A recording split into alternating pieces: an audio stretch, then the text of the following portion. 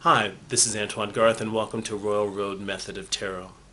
The Royal Road Method of Tarot comes from 20 years of working with Eileen Connolly, the author of Tarot, a workbook for the apprentice. And I kind of have created my own system and am interested in sharing it with other people, so this is coming from my class material. Okay, so today we're going to work with the Celtic Cross, and the Celtic Cross is a spread that most people feel like they understand and know. It seems pretty straightforward. Sometimes it can be a little bit too much because most people just want to use 3 cards, whatever. But I've thought if people are interested in the Celtic Cross, let's kind of go to it and see if we can break it down in a way that maybe you haven't thought about it before. Okay, so let's go to it. All right, so we have the ordinary Celtic cross here in front of us, and of course the Celtic cross was based on the rose cross, the Celtic rose cross, which we can kind of evoke from this general cross. So here we have the cross itself, and then we have a pillar. So if we're thinking Kabbalistically, we probably have 2 pillars. We would have 2 pillars, but this, where the cards go, actually represents the other pillar. It's kind of an unseen one. And let's see. So the actual cross or crux of the matter is right here between these 2 positions.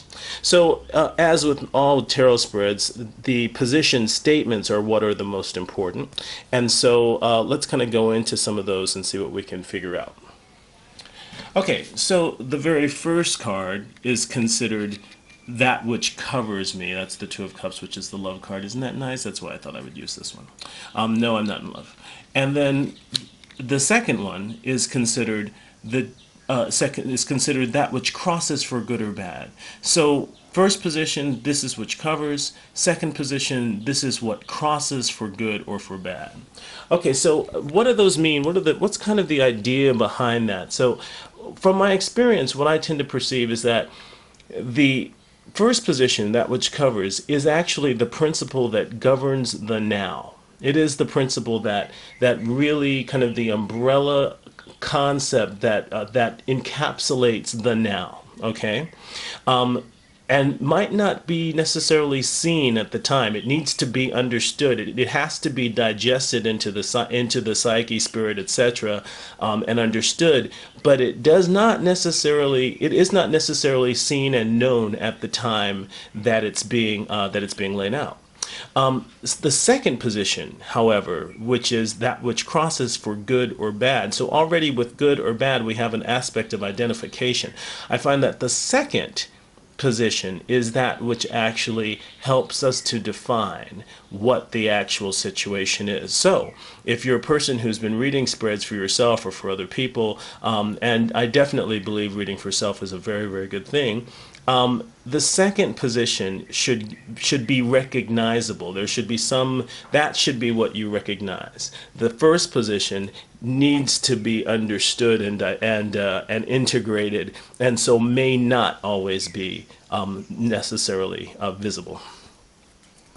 The third position. Now, here is where we come to some controversy, because the third position and the fifth position, for about the 20 years that I've been working with it, say hi to Ganesha, hi Ganesha, between the 20 years that I've been working with this stuff, the third position has had 2 or 3 different ways of looking at it.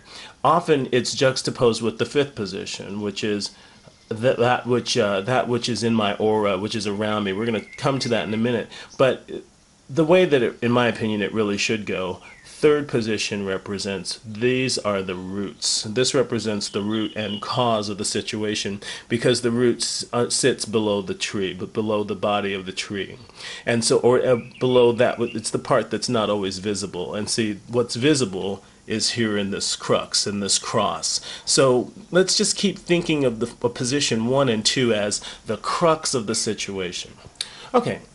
To the left we have the fourth position, which is this is what is behind me and has taken place within the last 10 days. So if you're reading for somebody, they should be able to kind of tell you when during that 10-day period they've been experiencing it, right? It should have happened within the last 10 days.